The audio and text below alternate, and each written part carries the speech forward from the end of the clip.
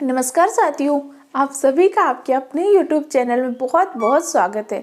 जैसा कि आप सभी को पता है कि आप सबके सीटेट के एग्ज़ाम में बहुत कम टाइम बचा है। इसी टाइम को यूटिलाइज करना है, अच्छे से मेहनत करनी है और हर हाल में आप सबको अपने एग्ज़ाम को क्वालिफाई करके दिखाना है। क्योंकि जो आपके पड़ोसी रिश्तेदार आपको ताना देते थे ना बहुत बार, क्या कर रहे हो, कितना टाइम हो गया, जब पढ़ाई भी कर रहे होते हैं ना, उन सबको कर कर दिखाना है। जो आपके पेरेंट्स, आपकी फैमिली हमेशा सपोर्ट करते हैं ना, उनके लिए करना है। लगातार मेहनत तो करनी पड़ेगी। अपनी क्लास को स्टार्ट करते हैं। आज का हमारा टॉपिक क्या होगा? भाषा विकास। भाषा विकास सीडीपी का तो बहुत इंपॉर्टेंट टॉपिक है ही। इसके साथ साथ आपके हिंदी पेडागोजी का बहुत इंपॉर्टेंट टॉपिक है। तो आज की क्लास में हम 4 से 5 नंबर के बारे में स्कोर करेंगे। पूरी क्लास को देखिएगा, नोट्स बनाइएगा। जितने मैंने पॉइंट लिखे ना, ये सारे पॉइंट आपके टैग वर्ड हैं। समझिए इस पूरे टॉपिक का जो निचोड़ हो रहा है, मैं जो क्रीम आपको दे रही हूँ, ताकि आपको सारे नोट्स मिल सके। एक जगह सारे नोट्स को नोट कर लीजिएगा और एग्जाम टाइम में इन्हीं सारे नोट्स को रिवाइज करके जाइएगा। अपनी क्लास को स्टार्ट करते हैं एक मोटिवेशनल कोट के साथ। हो चुका आगाज लड़का, युग बदलने की तैयारी, जीत उसी की होगी जिसका संघर्ष से जारी। लगातार मेहनत करिए, अथक परिश्रम करिए, अपने माँ बाप का सपना पूरा करके दिखाइए। तो आज का हमारा टॉपिक है भाषा विकास। तो भाषा होती क्या है? अगर हम सरल शब्दों में समझने की कोशिश करते हैं तो भाषा हमारे भावों को अभिव्यक्त करने का माध्यम है।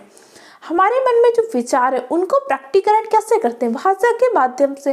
भाषा संप्रेषण का माध्यम है। आज मैं आपसे बातचीत कर पा रही हूँ, कम्युनिकेट कर पा रही हूँ, कैसे कर पा रही हूँ? भाषा के माध्यम से। अगर भाषा ना होती तो क्या हम बातचीत कर पाते? नहीं।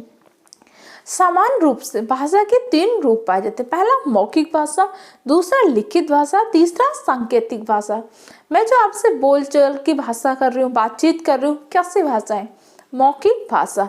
लिखित भाषा, जो सारी चीजें मैंने लिख रखी हैं, या जैसे आप किसी को टेक्स्ट भेजते हैं, मैसेज भेजते हैं, कैसी भाषा हो गई? लिखित भाषा। सांकेतिक भाषा क्या होती है?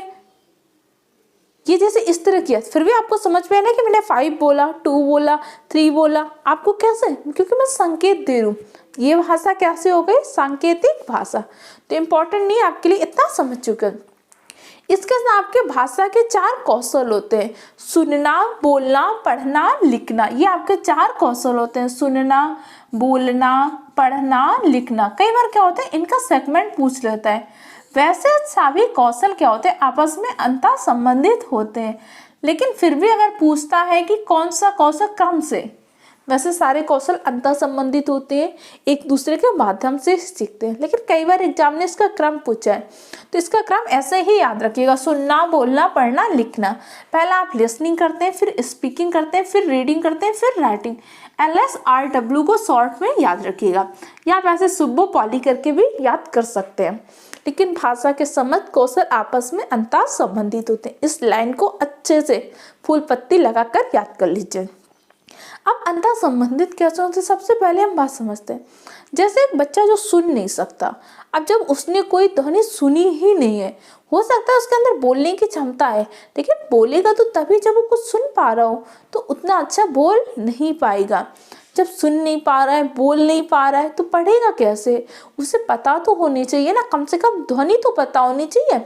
ध्वनि को लिपिबद्ध करने की प्रोसेस तो बाद में, पहले तो उसे ध्वनि पता होनी चाहिए। जब पढ़ना पाएगा तभी तो लिख पाएगा। जैसे पहले क्या था, प्राचीन काल में जो आदि मानव थे, आदि मानव लिख नहीं पाते थे, लेकिन वो बोल तो पाते थे। हो सकता है आज की हमारे आपकी तरह के नहीं बोलते होंगे, लेकिन कुछ तो बातचीत करते होंगे, किसी माध्यम में तो बातचीत करते होंगे। जबकि आप सबको पता है, हड़प्पा सभ्यता बहुत पुरानी सभ्यता मानी जाती है, लेकिन हड़प्पा सभ्यता की अपनी स्वयं की लिपि थी। भले उस लिपि को हम आज तक पढ़ नहीं पाए, लेकिन लिपि थी। हो सकता है आगे आने वाले टाइम में उस लिपि को भी पढ़ा जा सके। तो पूरी की पूरी हड़प्पा सभ्यता हो सकता है चेंज हो जाए, कुछ और जो हमने अनुमान लगाया है कुछ और हो।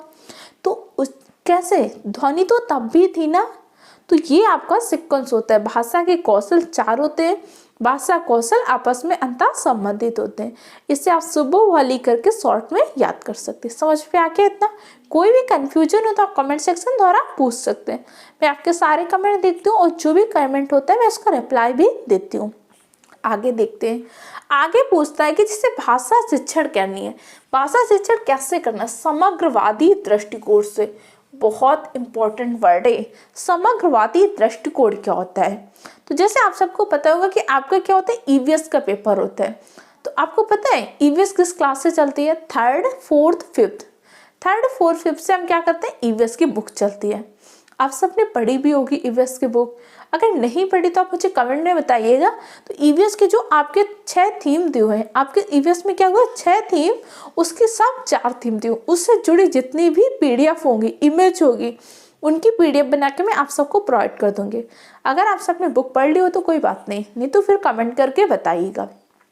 तो उसमें क्या होता है, ईवीएस के अंतर्गत आपकी साइंस भी होती है, आपकी एसएसटी भी होती है, आपका पर्यावरण भी होता है, क्योंकि वहाँ पे हम क्या कर रहे हैं, समग्रवादी दृष्टिकोण से शिक्षा देने का प्रयास कर रहे हैं।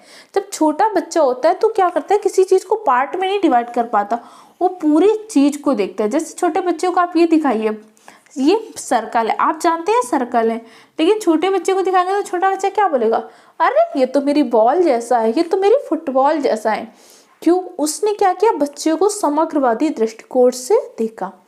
इसीलिए जैसे बच्चों को क्या करते हैं, शेप पढ़ाते हैं छोटे बच्चों को, तो शेप ऐसे नहीं बताती कि सिलेंडर है, ये कोन है, या ये शेप है। हम उसे क्या करते हैं, उसके जिस शेप को जानता है उससे जोड़ने का प्रयास करते हैं। ये में टीचिंग मेथोडोलॉजी में समझाया जाता है, पेडागोजी में यही सब पढ़ाया जाता है। जब आपकी जैसे बेसिक शिक्षा की ट्रेनिंग वगैरह होती है तब भी आपको यही सारी चीज़ें सिखाई जाती हैं। जैसे आपको बच्चे को क्या करना होता है, कोन के बारे में पढ़ाना होता है, तो आप बच्चे से डायरेक्ट ये नहीं कहते कि बेटा ये क्या है, कोन है। बोलते हैं बेटा ऐसा आपने कुछ देखा है, तो बोलता है हाँ देखा है। ये क्या है, तो मेरी बर्थडे की कैप है। तो आपने बताया कि बेटा जो बर्थडे की कैप होती है वो आपकी कैसे कोन जैसी दिखती है। आपका जो पाइप होता है कैसे दिखता है, सिलेंडर जैसे। तो ये क्या हो रहा है, आपका समग्रवादी दृष्टिकोण। बच्चे को पहले पूरे के बारे में ज्ञान दो, फिर उसको छोटे छोटे पार्ट में डिवाइड करो। ये आपकी एक विधि भी होती है, संश्लेषण से विश्लेषण। ध्यान रखिए, मैं एक वर्ड को आपके एग्जाम्पल से रिलेट करके समझाने की कोशिश कर रही हूँ। सीडीपी आप सबने बहुत पढ़ी होगी, लेकिन अगर आप सीडीपी को एग्जाम्पल के थ्रू पढ़ लेंगे तो आपके लिए बहुत हेल्पफुल रहेगी। तो समग्रवादी दृष्टिकोण से मैं भाषा शिक्षण देनी है। अब भाषा शिक्षण में समग्रवादी दृष्टिकोण क्या हुआ, जैसे आप क्लास में एक बच्चा आया, आप हो सकते हैं इंग्लिश की क्लास पढ़ा रहे हो, अब वो बच्चा क्या कर रहा है, हिंदी में क्वेश्चन के आंसर देने की कोशिश कर रहा है। तो आपको बच्चों को टोकना नहीं कि नहीं इंग्लिश में बोलो, सबसे पहले सुनना है, कम से कम अपने भावों को प्रकट तो कर पा रहे हैं, फिर धीरे धीरे उसको सिखाना है। हो सकता है कि आप हिंदी की क्लास पढ़ा रहे हो, बच्चा अपनी मातृभाषा में क्वेश्चन के आंसर दे रहे हो, फिर भी उसे बोलने देना है। इसके साथ ही आप एक पॉइंट ध्यान रखिए, जो बहुभाषिकता होती है, बहुभाषिकता को मैं कभी भी बाधा नहीं मानता। बहुभाषिकता का हमेशा में क्या करना है, एज ए रिसोर्स, संसाधन के रूप में प्रयोग करना है। कभी भी आपकी लाइफ में हो सकता है बहुभाषिकता ना हो, लेकिन प्रॉब्लम तो आती है ना, हर इंसान की लाइफ में आती है। हमारी लाइफ में जो भी प्रॉब्लम है उससे कभी भी बाधा ना माने, उसे ये ना माने कि रुकावट आ गई, बल्कि उसको क्या करें, एज अ रिसोर्स माने। आज आपके पास हो सकते हैं बहुत सारे अभाव हों, बहुत सारी दिक्कतें होंगी, लेकिन समझिए कि ये आपका स्ट्रगल टाइम है। यही स्ट्रगल आपको बहुत मजबूत बना रहा है। आज जैसे मैं क्लासेस दे रही हूँ, मेरे पास कुछ नहीं है, सिर्फ एक व्हाइट बोर्ड है, एक मार्कर, एक 4 है, उसी थे, लेकिन मैंने इसको अपना क्या बाधा नहीं मानी कि अरे मेरे पास डिजिटल बोर्ड नहीं है, ये नहीं है, वो नहीं है, कैमरा नहीं है, ये चीज़ नहीं है, माइक नहीं है। अच्छा, जो कुछ है उसी को एज अ यूज करना है, उससे आगे बढ़ना है। यही आपको क्लास में करना है। बच्चे के पास जो कुछ भी जैसा ज्ञान है उसी ज्ञान से बच्चे को आगे बढ़ाना है। समझ गए। भाषा शिक्षण में से समग्रवादी दृष्टिकोण से करेंगे, बहुभाषिकता को कक्षा में संसाधन के रूप में प्रयोग करेंगे, बहुभाषिकता को कभी भी बाधा नहीं मानेंगे।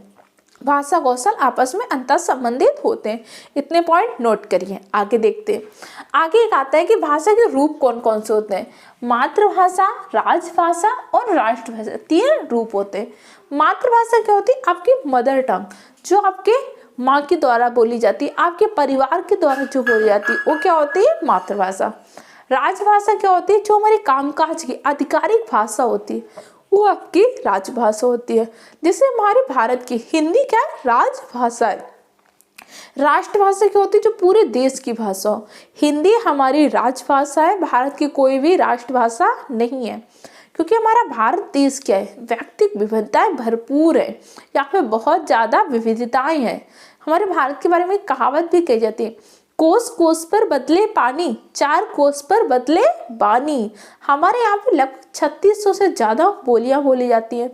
हमारे मूल संविधान में 22 भाषाओं का उल्लेख किया गया है। ध्यान रहेगा इतना पॉइंट आपको।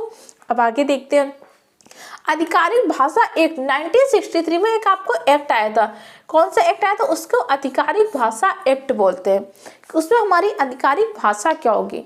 तो आधिकारिक भाषा क्या होती है? जो हमारे कामकाज की भाषा है, जिसमें हम समस्त काम कर रहे हैं, आधिकारिक भाषा को ही हम राजभाषा बोलते हैं। इसमें हमने बोला कि जो हमारी आधिकारिक भाषा होगी हिंदी, उससे संबंध जो आधिकारिक भाषा होगी इंग्लिश। हिंदी व इंग्लिश दोनों को हमने स्थान दिया है। अभी तक तो हमारे सुप्रीम कोर्ट, हाई कोर्ट के समस्त काम कैसे होते थे? इंग्लिश भाषा में। अभी कहा गया है कि हिंदी को बढ़ावा देने के उद्देश्य से कुछ जो कामकाज हो रहे हैं उनको हिंदी भाषा में भी किया जाए। इतने सारे पॉइंट आपको क्लियर हो गए? कोई कंफ्यूजन हो तो पूछ लीजिए, आगे डिस्कस करते हैं। आगे कह रहा है कि आपका आर्टिकल 343 में क्या है? हिंदी का राजभाषा के रूप में उल्लेख किया गया है। ये पॉइंट ध्यान रखिएगा, हिंदी हमारी राजभाषा है, राष्ट्रभाषा नहीं है। कई बार क्या होता है, हमें पता होता है लेकिन एग्जाम प्रेशर में गलत कर देते हैं। हिंदी राष्ट्रभाषा नहीं है, हिंदी हमारी राजभाषा है। अन्य संबद्ध राजभाषा आपकी अंग्रेजी है। कई बार बच्चे दूसरी भाषा को टिक कर लेते हैं। जैसे एक बार यूपी टेट में पेपर आया था क्वेश्चन, तो बच्चों ने क्या कर दिया था? उर्दू को टिक लगा के आए थे। उर्दू यूपी की द्वितीयक भाषा है। यूपी की प्राथमिक भाषा हिंदी है, द्वितीयक भाषा उर्दू है। लेकिन अगर पूछेगा संबद्ध राजभाषा आपकी इंग्लिश है। ये कंफ्यूजन क्लियर हो गया? इसमें आपको गलत नहीं करना है। आगे देखते हैं। आगे आपके दो शब्द आते हैं भाषा में, अर्जन और अधिगम। इसमें बच्चों को बहुत कंफ्यूजन होता है, इसलिए मैंने कुछ टैग यूज किया है। अर्जन और अधिगम, इन दोनों के प्रोसेस के द्वारा ही हम भाषा का विकास करेंगे। तो अर्जन क्या होता है? अर्जन आपको जो सहज रूप से हो, स्वाभाविक रूप से हो, नेचुरल हो। अर्जन के लिए हमें बहुत मेहनत ना करनी पड़े।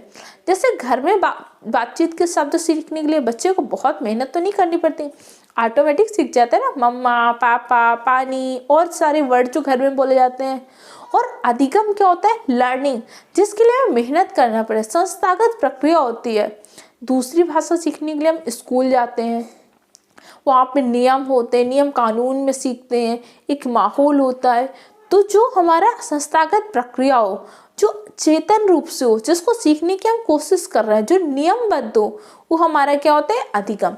सरल शब्दों में समझिएगा, जो चीज़ें आपको याद करने के लिए मेहनत ना करनी पड़े वो आपकी अर्जन होती हैं। जैसे आप कोई मूवी देखते हैं, कोई रील्स वगैरह देखते हैं, उसके कितने सारे डायलॉग, कितने सॉन्ग्स, बहुत सारी चीज़ें आपको तुरंत याद हो जाती है। आप ये तो सोच के नहीं बैठते ना कि आज मुझे इस मूवी के सारे सॉन्ग्स याद करने हैं, इसके सारे डायलॉग्स याद करने हैं, लेकिन याद हो जाते हैं। क्यों? क्योंकि आप उसका क्या कर लेते हैं? अर्जन कर लेते हैं। अब आपके माइंड में एक आता होगा कि हम तो कभी नहीं सोचते कि मूवी याद करनी है, लेकिन याद हो जाती है। और पढ़ने बैठते याद करने के लिए वो नहीं याद होता, क्योंकि आपने उसको एक बहुत जटिल प्रोसेस बना दी है। आप उसको एकदम सरल बताइए, सरल रूप से बना दीजिए। जैसे अर्जन कभी सोच के बैठते हैं कि नहीं मुझे ये तो अर्न करना है, अर्जन करना है, मूवी में सोच के बैठते हैं? नहीं, क्योंकि वो आपको अपने आसपास से जुड़ी हुई चीज़ें, आप उससे जुड़ाव महसूस करते हैं। जिस चीज़ से आप जुड़ाव महसूस करेंगे, बॉन्ड महसूस करेंगे, ऑटोमेटिक आप उसका अर्जन करेंगे। इसीलिए मैं सीडी पे आपको आपके रियल लाइफ से, आपकी लाइफ से, बचपन से, आपकी आस पड़ोस से जोड़ के समझाने की कोशिश करती हूँ, ताकि आपको वो ना याद हो तो कम से कम वो एग्जाम्पल तो याद रहेगा, उससे आप क्वेश्चन सॉल्व कर पाएंगे। तो जो हम फालतू में चीज़ें सीख लेते हैं, जिसके लिए मेहनत नहीं करते हो, क्या हो गया? अर्जन हो गया। जिसके लिए हमें मेहनत करनी पड़ती है, रटना पड़ता है, वो हमारा अधिगम। सरल शब्दों में आप समझ गए? आगे इसके कुछ टैग याद कर लीजिए। अर्जन सहज रूप से हो जाता है, वातावरण के द्वारा कर लेते हैं, और प्राकृतिक रूप से बिना मेहनत के हो जाता है। अचेतन, इसमें हमें कोई अपने माइंड का एक्स्ट्रा यूज नहीं करना पड़ता, प्राकृतिक होते हैं और स्वाभाविक रूप से, नेचुरल रूप से बच्चा मम्मा, पानी, खाना, बहुत सारे वर्ड नेचुरल रूप से सीख जाता है। जबकि अधिगम चेतन, इसमें आपको अपने सब कॉन्शियस माइंड का यूज करना पड़ता है, अच्छे से पढ़ाई करनी पड़ती है। अधिगम तभी तो होता है नियमबद्ध होता है, इसके कुछ नियम्स होते हैं, कुछ रूल्स होते हैं। आप किसी भी सब्जेक्ट को पढ़ते हैं, अच्छा हिंदी ग्रामर पढ़ते हैं तो उसके भी तो कुछ रूल्स होते हैं, किसी भी सब्जेक्ट को पढ़ते हैं तो उसके रूल्स होते हैं। संस्थागत प्रक्रिया, अधिगम की प्रक्रिया आपके स्कूल में होती है, वहाँ पे जाके आपको मम्मा पापा टीचर बोलना नहीं सिखाया जाता, वहाँ पे आपको पूरे सब्जेक्ट पढ़ाए जाते हैं, सब्जेक्ट से जुड़ी चीज़ें बताई जाती हैं। समृद्ध भाषाई परिवेश, अब आपको अधिगम को अच्छा बनाना है तो क्या करना हो, एज अ टीचर आपकी क्या भूमिका होगी। आप टीचर बनने चाह रहे हैं तो आपकी तो कुछ भूमिकाएं होनी चाहिए ना। तो पहली भूमिका, समृद्ध भाषाई परिवेश उपलब्ध कराएं। समृद्ध भाषाई परिवेश का तात्पर्य क्या होता है, बच्चे को एक ऐसा माहौल, ऐसा परिवेश उपलब्ध करा पाए जहाँ पे उसकी भाषा समृद्ध हो सके। समृद्ध भाषा तभी होगी जब भाषा को सुन सके, अपने भाषा को, विचारों को प्रकट कर सके, अपने भावों को व्यक्त कर सके, उसे बोलने का मौका दो। विभिन्न प्रकार की वाद विवाद प्रतियोगिता करा सकते हैं, भाषण प्रतियोगिता करा सकते हैं, लेखन प्रतियोगिता, जिसमें उसे अपने विचारों को प्रकट करने का अवसर मिले। दूसरा क्या होता है, मैं ब्लूप्रिंट रिच वातावरण उपलब्ध करा। अब आपके मन में डाउट होगा, प्रिंट समृद्ध परिवेश क्या होता है। प्रिंट समृद्ध परिवेश का तात्पर्य होता है कि आसपास उसे ऐसी चीज़ें, जैसे बहुत सारे प्रिंट लिखे हों, बहुत सारी चीज़ें लगी हो, क्या होता है प्रिंट समृद्ध परिवेश। जैसे आप सबने स्कूल में देखा होगा, दीवारों में ना बहुत सारे चित्र बने होते हैं, कहीं वर्णमाला लिखी हुई, कहीं की ABCD लिखी हुई है छोटे बच्चों क्लास में, कहीं पे उसको सेंस ऑर्गन बने हुए, ऐसे बहुत सारी पूरी दीवारों पे होते हैं। क्यों होते हैं, क्योंकि बच्चों को हमें क्या करना है, प्रिंट समृद्ध परिवेश उपलब्ध कराना है। उसके आसपास ढेर सारे TLM लगे होते हैं। ये होता क्या है, ये आपका बाला होता है। अब आपके मन में आ रहा होगा बाला क्या होता है, बाला वो शैतान का साला वाला नहीं है जो एक सॉन्ग है, ये है building as a learning aid. हमने क्या करते हैं, जो बिल्डिंग है उसी को लर्निंग एड बना दिया। बच्चे दीवार पे नजर डाल रहे हैं, उसको कुछ उसके वर्ड का, उसको कहीं गिनती दिख रही, कहीं काउंटिंग दिख रही, तो ये हमेशा बाला, इसका ध्यान रखिएगा, building as a learning aid. इसका कई बार फुल फॉर्म भी पूछता है, ध्यान रखिएगा। TLM को हम क्या करते हैं, वॉल्स में लगा देते हैं। अभी इस टाइम पे तो बेसिक शिक्षा क्या कर रहा है, लर्निंग कॉर्नर बनाने पे बहुत जोर दे रहा है। हर क्लास में आपको एक लर्निंग कॉर्नर बनाना है। अगर आप सबने स्कूल में ट्रेनिंग वगैरह की होंगी तो आपने देखा होगा कि हर क्लास में आपको लर्निंग कॉर्नर बना मिलेगा। अब आगे देखते हैं, आगे आपको त्रिभाषा सूत्र 1964 में त्रिभाषा सूत्र आया था। कौन लाया था, पहली बार त्रिभाषा सूत्र आपका कोठारी आयोग लाया था। इसमें 3 भाषाओं की बात की गई। इसमें कहा जो बच्चे को शिक्षा है ना 3 भाषाओं में दी जाएगी। पहली मातृभाषा, प्राथमिक भाषा और द्वितीयक भाषा। त्रिभाषा सूत्र में 3 भाषाओं का उल्लेख किया गया। अब मातृभाषा, अब जैसे हो सकता है ना कि आप किसी परिवार में उसका बच्चा कैसे बोल रहा है, बांग्ला बोल रहा है, कोई और भाषा बोल रहा है, हो सकता है ना अलग अलग, पंजाबी बोल रहा है, उर्दू बोल रहा है, सिंधी बोल रहा है उसके परिवार में। आप स्कूल में क्या कर रहा है, एक तो हिंदी भाषा को सीखेगा और दूसरा द्वितीय भाषा में वो इंग्लिश को सीखेगा। अब यहाँ पे क्या हो सकता है कि कुछ बच्चों की मातृभाषा भी हिंदी होगी और प्राथमिक भाषा भी हिंदी होगी, और कुछ बच्चों की क्या होगी, द्वितीय भाषा हिंदी हो, इंग्लिश हो सकती है या कुछ और हो सकती है। जैसे आप सब ने सीटेट के एग्जाम, तो आपसे फर्स्ट लैंग्वेज और सेकंड लैंग्वेज पूछता है ना, तो आप में से बहुत सारे बच्चे होंगे जिसकी फर्स्ट लैंग्वेज में आपने हिंदी को लिया होगा, और बहुत सारे बच्चे होंगे जिन्होंने असमिया लिया होगा या अलग अलग भाषाएं ली होंगी, और आपने सेकंड लैंग्वेज में कुछ बच्चों ने इंग्लिश लिया होगा, कुछ बच्चों ने संस्कृत। अच्छा, आपने सेकंड लैंग्वेज में क्या सब्जेक्ट लिया, कमेंट सेक्शन में बताइएगा। उससे अकॉर्डिंग आपकी मास्टर क्लासेस स्टार्ट की जा सके, उसी का मुझे PDF रिकॉर्डिंग बनाना होगा। ये आपको त्रिभाषा सूत्र समझ में आया। इसमें 3 भाषाओं का उल्लेख किया गया है कि बच्चे को शिक्षा हमेशा त्रिभाषा में देनी है। हो सकता है कि बच्चा जब आएगा तो मातृभाषा में बहुत सारे वर्ड बोलेगा, मातृभाषा में बात करने की कोशिश करेगा, हमें उसे ऐसे एक्सेप्ट करना है। बच्चा जब आए तो उसे ऐसा न लगे कि अरे मैं तो कहाँ आ गया, उसे लगे यहाँ मेरा सम्मान किया जा रहा है, मेरी बात को समझा जा रहा है।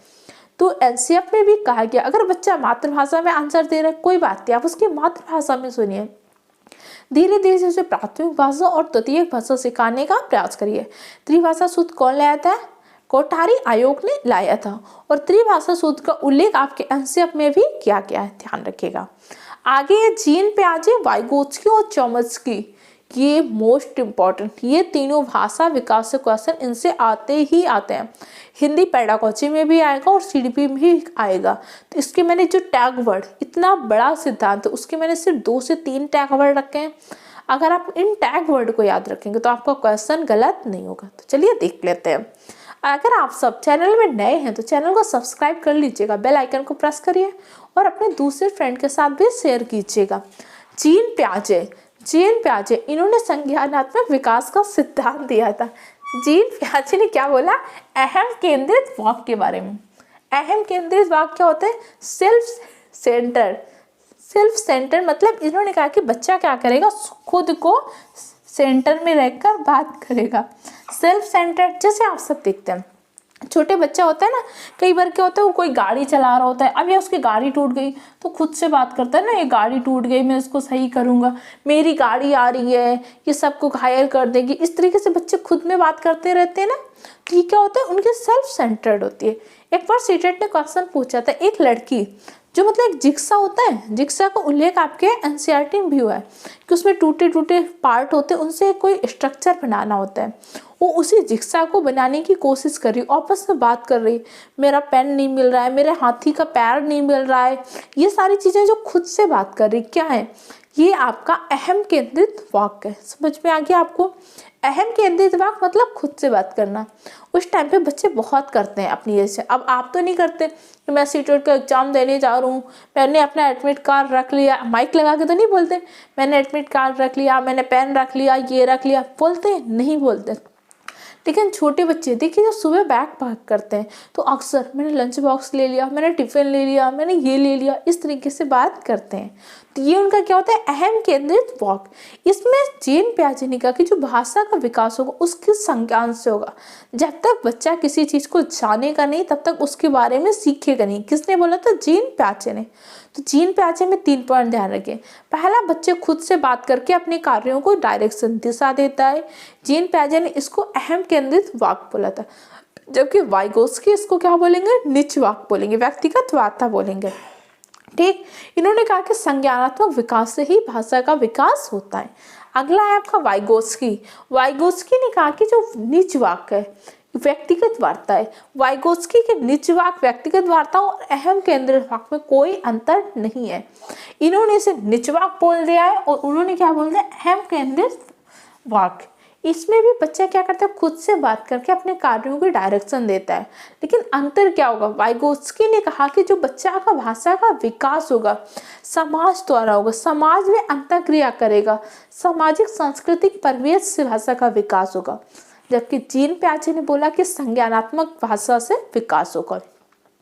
ठीक है, अब सामाजिक सांस्कृतिक परिवेश, वाइगोत्स्की ने कहा कि जब तक उसको ऐसा माहौल नहीं मिलेगा, जब तक वो बात नहीं कर पा रहा है, समाज में नहीं रहा है, तब तक भाषा का विकास नहीं होगा। वो अपनी मम्मी पापा से, अपने फैमिली लोगों से बात करेगा तभी तो उसको भाषा का विकास होगा। जबकि जीन पियाजे बोले जब तक बच्चे को किसी चीज़ के बारे में नॉलेज ही नहीं है, चाहे जितनी आप उससे बात करते हो उसका भाषा का विकास नहीं होगा। ध्यान रखिएगा। अगला है आपको चोम्स्की ने क्या किया? लैड के बारे में चर्चा की। लैड आपका क्या होता है? लैंग्वेज एक्विजिशन डिवाइस, भाषा अर्जन का यंत्र होता है। चोम्स्की ने कहा कि बच्चों में भाषा अर्जन की क्षमता जन्मजात होती है। आपको बच्चे को ट्रेनिंग नहीं देनी पड़ती कि कैसे भाषा सीखनी है, पेन है, कॉपी, खुद ब खुद अर्जन कर लेता है। चोम्स्की ने जो अर्जन क्षमता होती है जन्मजात होती है। इसके साथ ही कई बार पूछा जाता है जो लेफ्ट पार्ट ऑफ माइंड होता है वो कैसा होता है? जो हमारे माइंड का लेफ्ट पार्ट होता है वो आपका लॉजिकल थिंकिंग करता है और जो राइट पार्ट होता है आपका क्रिएटिव थिंकिंग करता है। तो आज की क्लास में हमने भाषा विकास के बारे में डिस्कस किया है। इससे जुड़ा एक पार्ट और आता है, जैसे कुछ पूछता है ऐसे भाषा कौशल कितने हैं, प्रोफेसर स्मिथ ने क्या बोला था भाषा कौशल के बारे में, और विभिन्न मनोवैज्ञानिकों ने क्या बोला था, उसको हम नेक्स्ट क्लास में डिस्कस करेंगे।